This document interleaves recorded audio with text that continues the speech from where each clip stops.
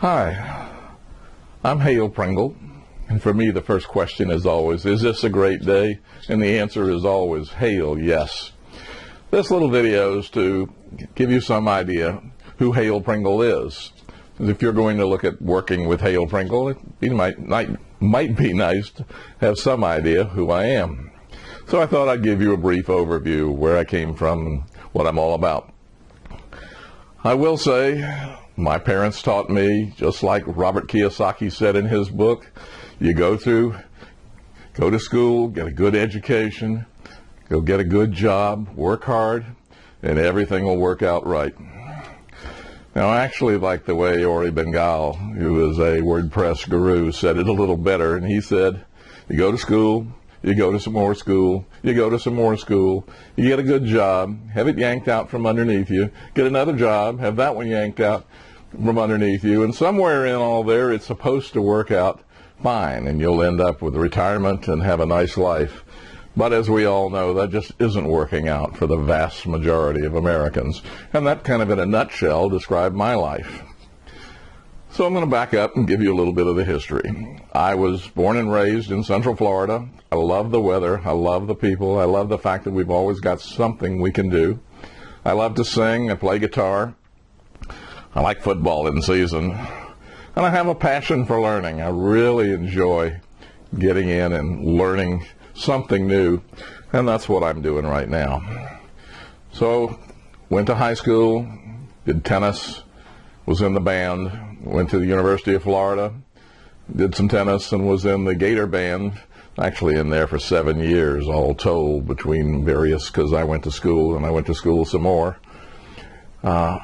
Ended up with a doctorate in educational administration and research. So, from the very beginning, I was focusing on teaching and analyzing systems, researching, evaluating.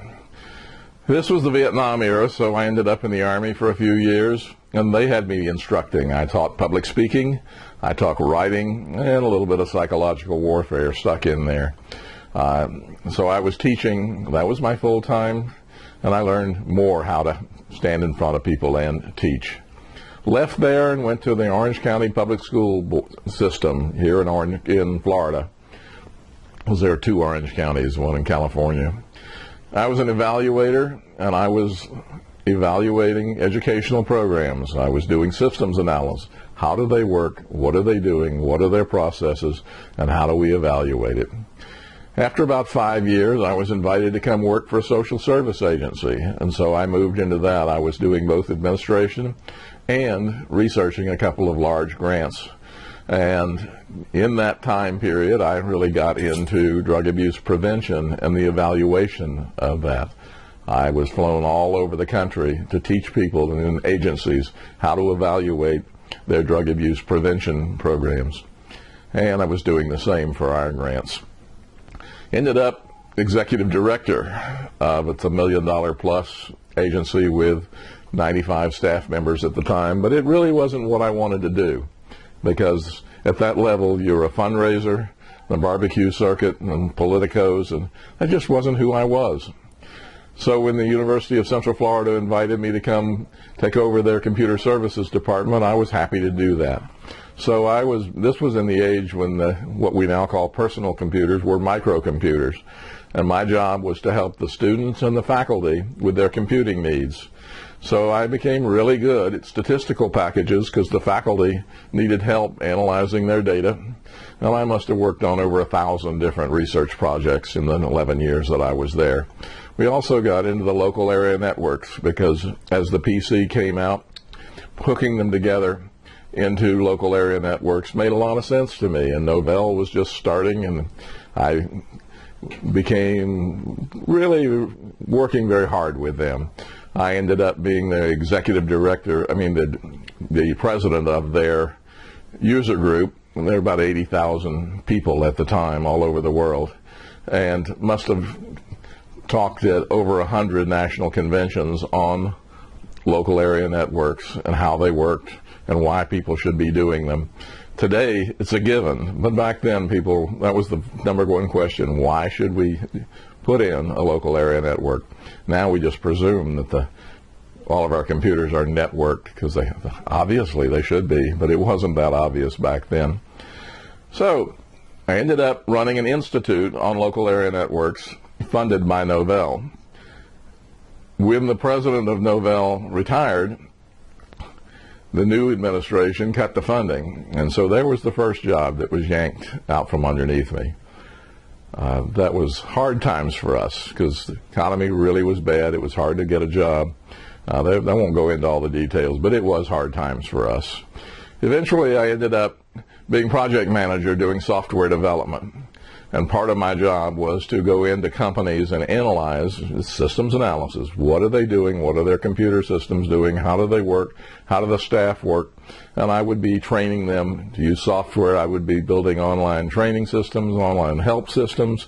So I was in the education and evaluation systems analysis still.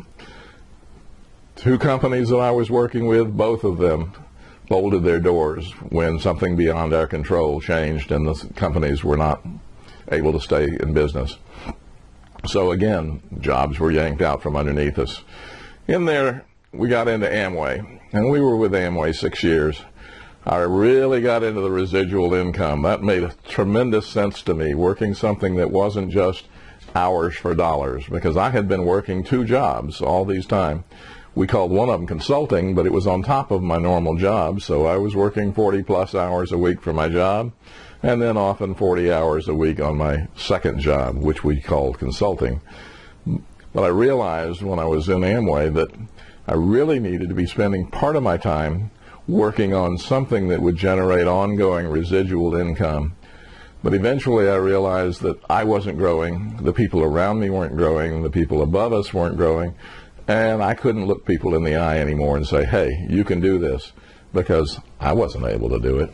So we backed out of that. A few years later, we ran into Market America, and I really like the products, I like the people, and I like their comp plan because it's designed to reward people for helping anybody in their organization. So if you're in an organization, all the people above you are motivated to help you because they get 100% of whatever you're doing. And I won't go into all of that, but it was designed for people to help people. And that made a lot of sense to me. But after a while, it didn't take 6 years this time, we realized that with the traditional belly-to-belly, build a list, talk to everybody you know, we weren't growing either, and the people around us weren't growing. And that's when I realized there had to be a better way. And I started looking at online recruiting.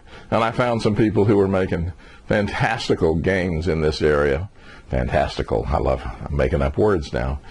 But that's what we're doing now. That's what Hale Pringle is passionate about right now. And with my background in training, because I'm building a duplicatable system to help people get started a whole lot quicker than I did, because it took me a while to go in and do the research and figure out what to do. And I am building a system right now that makes it easy for people to get started.